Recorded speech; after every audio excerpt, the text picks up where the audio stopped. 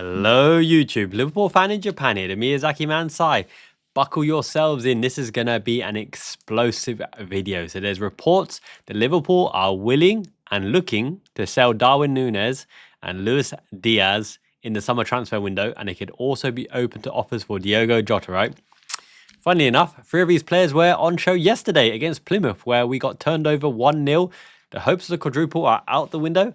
Okay, look, the pressure is now off them and we get an extra week's rest in crunch time. So, could be a silver lining in there. Obviously, Arne Slot played the lineup that he played. Who knew that Joe Gomez, if he sprinted once or twice more, he could have done himself serious damage. So, he's been out for a while, not completely match fit. Like, regular fitness is different than match fitness. So, take precautions. We're going to need Gomez Maldini in the run-in to the league and Champions League. Sure, we've only got 3 trophies to show for in terms of things we can actually go for this season. But I tell you what, people who said that Arne Slot wanted to go out, he wanted to lose, he threw away the FA Cup. He started Chiesa, he started Diogo Jota, who is our out-and-out number 1, number 9 at the start of the season, and he started Luis Diaz, who is either our number 1 starting number 9 in the absence of Diogo Jota, or a left wing rotation with Gakpo. Harvey Elliott is on the fringes of the first team squad, coming in the last 20 minutes. Quanta is our supposed wonder kid at the back. Queeve Kelleher, people wanted him in goal instead of Alisson Becker on occasion when Alisson Becker came back from injury as well. We had Wataru man-mounted Endo. He did himself proud. He might be the only player to come out with credit in yesterday's defeat. Right back, obviously, Gomez taking an injury early on. Complete reshuffle. McConnell having to come in as well at right back, going into the centre mid so that Endo can go into the back line to shore it up. Kostas Tsimikas, legitimate first team rotation option with Robertson. He had a bit of a stinker, to be honest, really wasn't on it.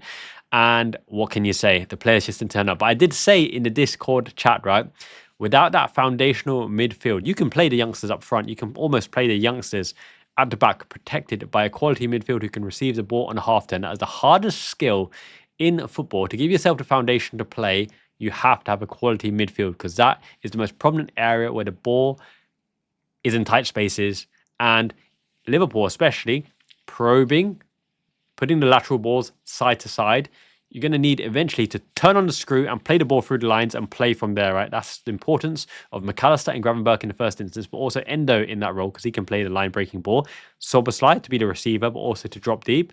And Curtis Jones can play that as well. Now, Curtis Jones, I believe, would have started the game yesterday, travelled down to Plymouth, except on the fact that in the morning he said he still hadn't recovered from training, and we don't want a Curtis Jones injured because on occasion, even though he has his doubters and detractors, he can be a big match player and can put in man-of-the-match performances, but he can also be anonymous as well, right? But he is a legitimate first-team option. So with that in mind, you have a young midfield. Now, Endo at the base made sense, McConnell at right back, that's how it lined up. Trey and Yoni, left-sided 8, but you can't really expect too much from Trey and Yoni, right? In a full-flowing team, as seen in pre-season, he has something to offer because he gets more time on the ball because you mark your McAllister, you mark Gravenberch, right? So Trey Yoni can wander into space, but when he's called upon to make the game-breaking difference, he's still young. He's not going to do it consistently, so you can forgive him for that as well. On the other side, Harvey Elliott is no longer a right-sided 8. He's no longer that starting player instead of Jordan Henderson. He is now a 10 or an inverted winger backup for Mo Salah, right? Trying to create things as an advanced playmaker. He hasn't got the legs or physicality as an 8. But he's a systems player. He plays well when surrounded by technical players with a free-flowing style of football. But he's not going to be the one to make the difference, pick the game up by scruff of neck. Now, the one that I really want to highlight as a fish out of water here is Luis Diaz, right? He has claim to fame as a legitimate starting 9 or left winger in the Arne Slot team, the first team challenging on all fronts. These reports that Luis Diaz could be sold in the summer is sensationalist headlines. No real reports of value have come in to quantify these rumors, but I think there's truth in it, And the reason is, it's not because of the media or the article itself. If you really look on the eye test and what he's actually doing match in, match out, he had a hot streak at the start of the season where he's scoring many goals, playing in between the perpendiculars of the goalposts, as I mentioned, closer to goal in more goal-scoring opportunities, right? Had a hot patch, scored a few goals, but then he's been fairly anonymous. Now, there's a few issues I have with Luis Diaz. When he first signed him, dynamic winger, can get to the byline, can cut inside, whipped shots, skillful. He's still skillful, he's still got a good touch, he works incredibly hard. But have you noticed, his double touch, his Joga Benita trickery, is always away from goal. Rolling the ball underfoot and the double touch is all well and good. But he doesn't beat the man with skill. He no longer beats the man with skill. And when he's cutting inside, out of all the forward line, Jota, Nunez, Chiesa, Salah, Gakpo, Lucho Diaz, for me, is the least likely to assist and the least likely to get his head up. And in terms of shooting, right? In terms of shooting ability, now we've seen his whipped goal against Palace, right? Woo, that was a phenomenal one, bringing us back from the brink. He's able to do these moments of magic, but sporadically. He's way too inconsistent. He can cut inside, sure. He can whip a shot across goal, but he hasn't got a kind of scud shot. He hasn't got a daisy cutter. He hasn't got a straight shot with power. He doesn't have that. Gakpo has that. Nunez has that. Jota has that, right? So that's one thing that detracts from him. Then you look at a YouTube video, the skills challenge, right? Now, obviously, this is fun and games.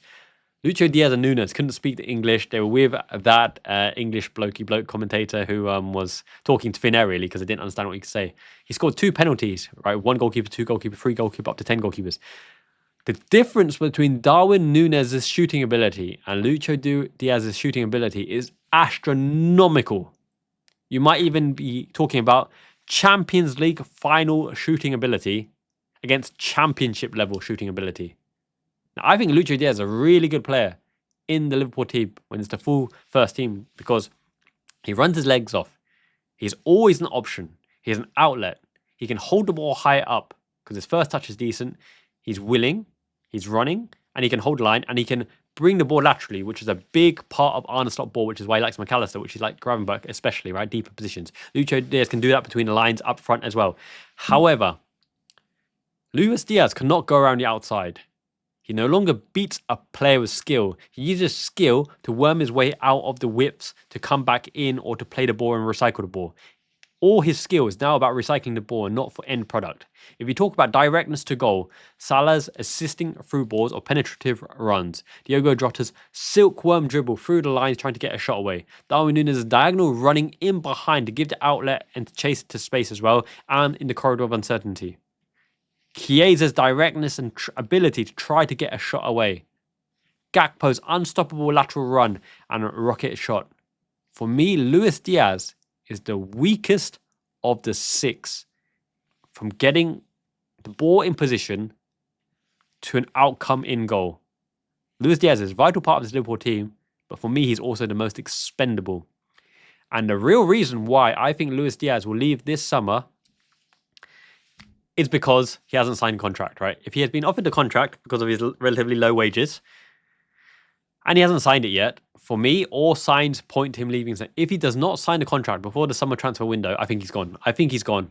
Whether it's Barcelona or anyone else, I think he's the most expendable of that front line, considering that Gakpo, for me, is the better left winger and first choice at the moment. Diogo Jota prefers to come in from the left, and Darwin Nunez is a very effective left wing inside forward as well, cutting inside. He made that his role at Benfica. And he does that for Uruguay as well, right? So for me, Lucho Diaz is the most expendable.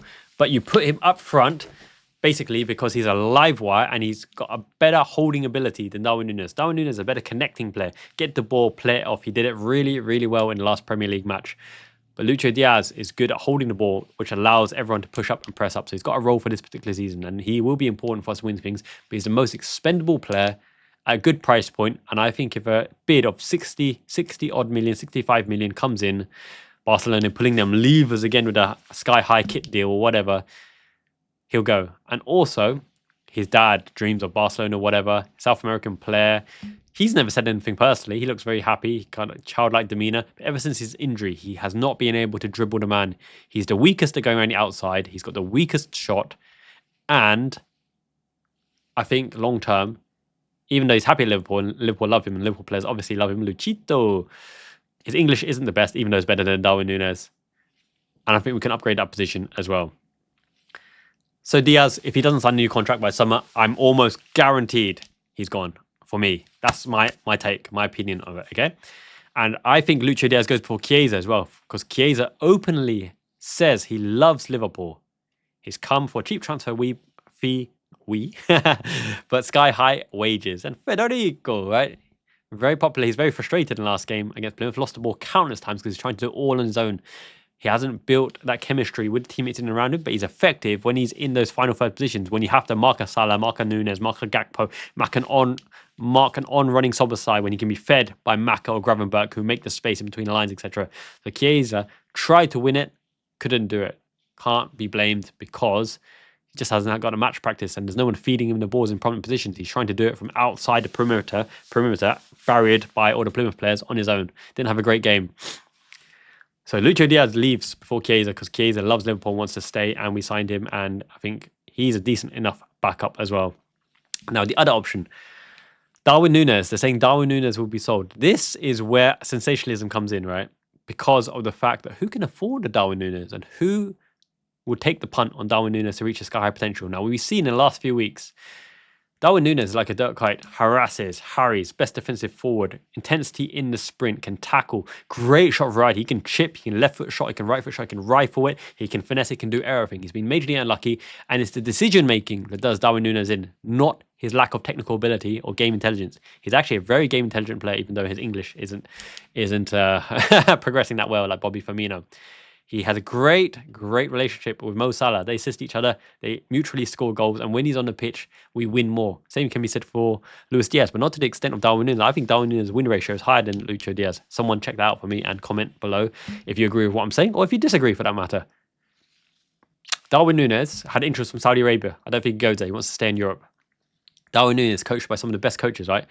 Bielsa and Arne Slot and Jurgen Klopp. He's a hothead, but he's calmed down. He's got great passion for the club. He's willing to chase everything. Obviously, the Instagram bashing and deleting of pictures and, all the kerfuffle and fisticuffs in international things doesn't do him any favours. But, Uruguayan's hot-blooded and all that. Suarez, Nunez, you need that. He's not the most reliable goal scorer. We know that. But he plucks and chips away. He's willing to do a job for the team, defensively as well as clearing all the corners. On a counter-attack, he's deadly. Relationship with Mo Salah offers something in behind that no other forward offers because those diagonal runs in behind and willingness to chase into space. And the extra option for that ball when we can't break down the low block as well. And chaos agent actually is something as well because when you dirt ball and street ball, it's surprising Lucho Diaz can't do it, right? You'd expect Colombian street footballer, the kind of poverty upbringing like Luis Suarez, jinking, megging, off the knee. Lucho Diaz is way too clean in his touching. He's not going to barrel through. It was Chiesa, in fact, yesterday that barreled through on the byline to make a good goal-scoring opportunity, right, which we missed as well. Nunez has that ability, street balling ability, and the impact player off the bench. And if he's third choice, he's probably the best third choice striker in world football, right? And people come back to the fees and all that, but fees in the long scheme of things don't mean anything when you look at the composition of the squad. Now, McAllister, 35 million, Nunez, 65 million, rising to 85 million based on clauses. If you were to say they're 50 million each, there's a less of a conversation. If you just say McAllister, 60 million, and Darwin Nunez, 40 million, even less of a conversation, for example. And people will say, what the hell is that argument? It's about squad composition. If you could get the players in to meet the attributes the squad needs for Arne Slot's football, it doesn't matter the fee. People want to pinpoint him, isolate him, but when he plays, and he is playing a lot of this season, as is Luis Diaz, we are top of Champions League and top of Premier League on merit. Now, Arne Slot, once again, didn't throw away the FA Cup. He played a weakened team, hoping we could get through. When Gomez was injured, when Curtis Jones couldn't play, we were stuffed not because we didn't play particularly well, and Plymouth played excellently, and their goalkeeper made cracking saves from that half volley from Diogo Jota top corner, and the Nunez header as well, right? Even though Nunez should have buried that, but it was a lofted, dinked ball with no pace from James McConnell. He should have bulleted that across, and Nunez could have bulleted it as well. But look, fair play to Plymouth. They knocked us out.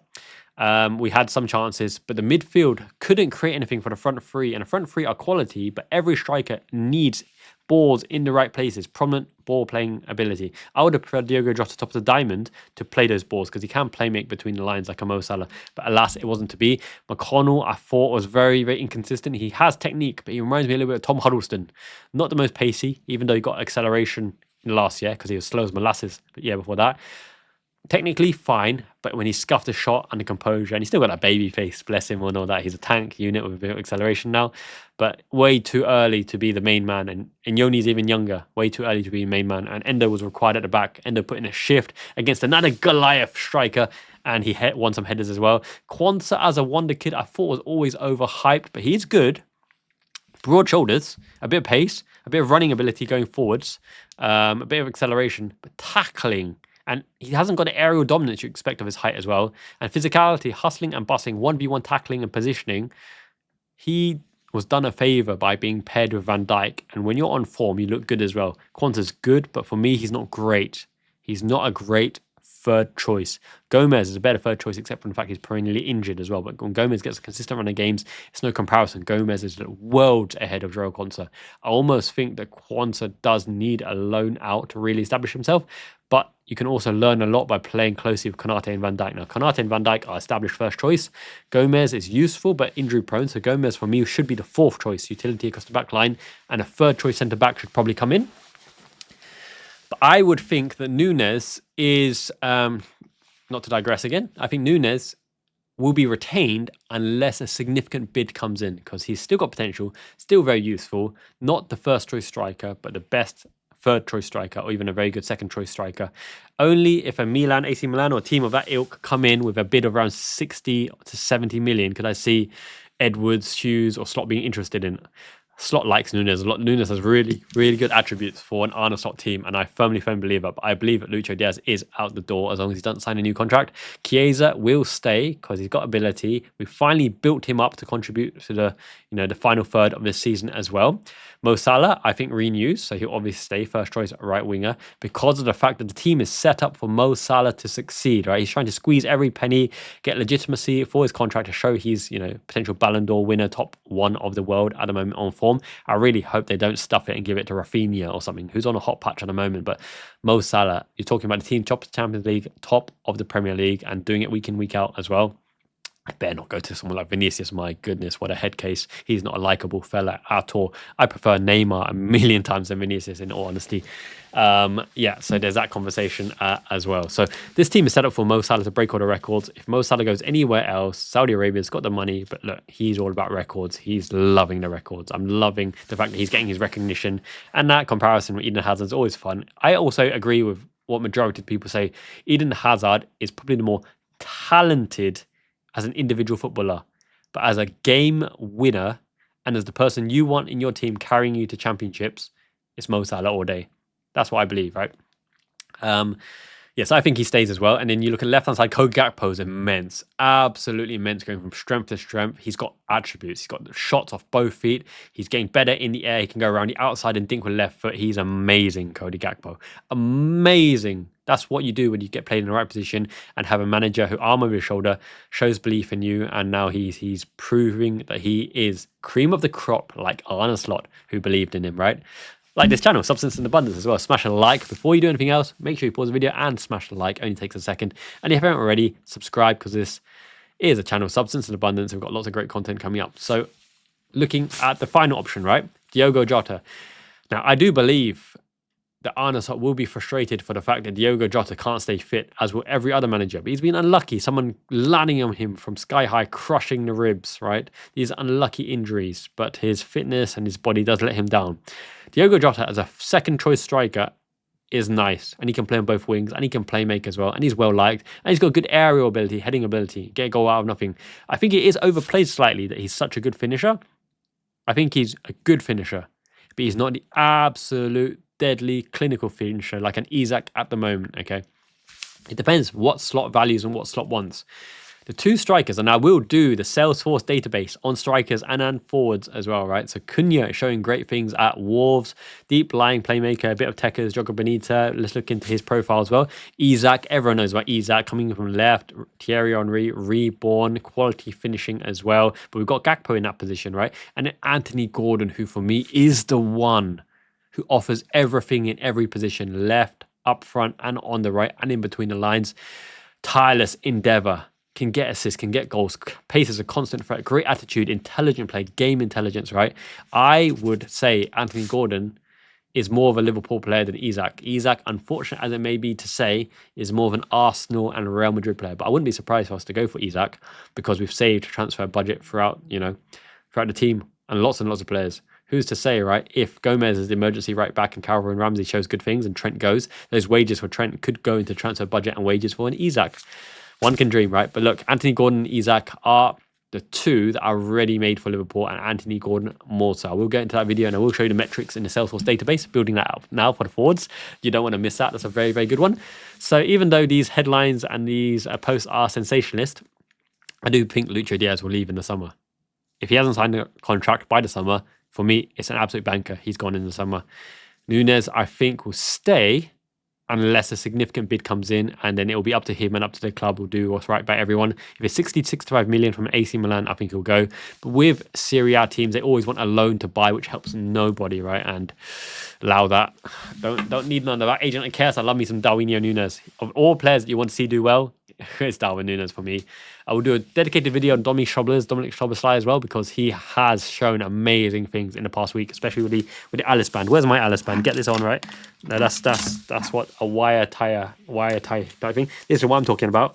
This kind of headband look, right? This is a nice little top here, isn't it? Ooh la la, yellow. Yeah. The UK box. I'm unpacking a lot of stuff from my UK adventures. I got 30 boxes left to unpack from the in-laws house. Digressing just a little bit. Yeah, so I think Chiesa does stay unless significant bid comes in, then it might turn some heads. But as a third, fourth, fifth choice of player across the line, very useful, especially for the fact that I think this is very important for an Arne Slot team. Directness. Mo Salah goes towards goal as soon as possible. Chiesa goes towards goal as soon as possible. Harvey Elliott between the lines. Now, for all the critics of Harvey Elliott, diminutive, smaller size. I know, Tim, in Discord, you're not the biggest fan of Harvey Elliott. He shows good things. He's incredibly young, loves Liverpool, not paid incredibly high wages in his last 20 minutes type of player to unlock and pick a door. You do need these kind of diminutive forwards like Fabrizio Micoli to unlock the door when it's tight, right? Inaki Williams, for example, very, very similar kind of trajectory as Harvey Elliott. Isn't the most pacey, but he's got vision, got composure, bravery. He held onto the ball long enough to release Nunez for that double. Was it against Brentford? I think it was against Brentford, wasn't it? Yeah, so he's got a place in the squad, and he counts as homegrown as well. He won't be sold anytime soon unless he's begging for a move. But he's not. He loves Liverpool. He mentioned it as well. The game against Plymouth doesn't highlight anything. Without a midfield, you struggle to play. You struggle to own the game. You struggle to dominate the game. And when you laterally keep possession for that long without that incisive pass or that person to break the lines for a run, like a Gravenberch or McAllister, you're always going to struggle. I really thought Diogo Jota should have went deeper. Arne Slot gambled. If you're out of the FA Cup, is what it is, so be it. It's the lowest priority out of the remaining competitions. We're in the Carabao Cup final, one game away from victory there. Do Newcastle, and it's the first trophy for the Arne Slot era. So looking forward to that. A shiny new era. Up the shiny one. Yeah, I think there's truth and merit in the options to sell Jota if a significant bid comes in, because you can get someone more reliable, but he is a good first, fourth choice, can play across the lines. Cunha can play across the lines as well, as can Isak, as can Gordon. There's lots of players in the continent. David from, is it Lille as well? He's an interesting player. Is he Canadian? I think he's Canadian, right? So I will do that transfer masterclass video coming soon. We're out against Plymouth. Quadruple is over. I invite the pressure of the treble still. I know people didn't like the word quadruple, but who cares? These are the professional players. They're played week in, week out, and their desire is to win. Arne Slot obviously wanted to win, but it's not the end of the world that we lost. We're against Everton. We need to win Everton. That is the be-all and the end-all, because that is our game in hand for a 9-point buffer and plus goal difference against Arsenal as well. Yeah, let's see what happens. Come what may, in May, end of the season. Let's see how many trophies we end up with. Fingers crossed. We're still on good trajectory, good form. Out of the FA Cup is what it is. Sure. But yeah, looking forward to the summer transfer window, because Arne Slot promised strength, in-depth and enhanced squad, and it's hard to get into the squad with the top class players in there. Everyone had a rest in the last game against Plymouth, and we're back against Everton, and I will do the live watch along. Is it against Wolves? Wolves is a nice, is it 11 p.m. kickoff for me, so I will do the live watch along coming very soon for that one as well. Thank you everyone for supporting the channel. YouTube membership is the best way to support the channel. Much love. Have a great everyone. Have a great everyone again. Great everyone. I did it again. Oops, I did it again. A bit of Britney over here.